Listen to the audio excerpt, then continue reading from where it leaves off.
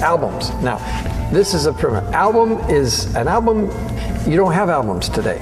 Albums are things that used to go on a turntable with grooves in them.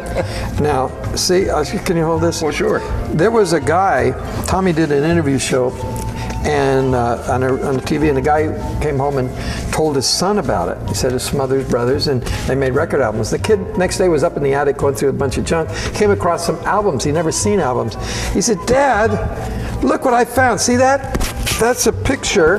This is the Smothers Brothers live at the Purple Onion. It's our first album. Purple Onion was a little basement nightclub bistro in San Francisco. He said, "That's a guy you interviewed on your show. And look what I found. Look inside. I found this big black CD."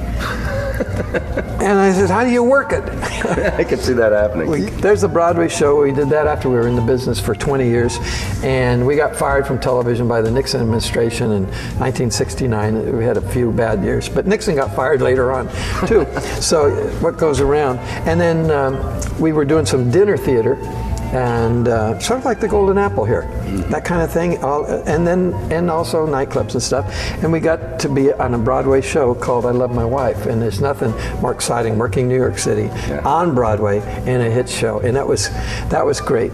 And then because of our successes and the business, I got to do a lot of fun things. I started racing cars during the Smothers. I see that here. Now, where's this shot at? That is at Watkins Glen, New York. But I first raced that car. It's a Porsche.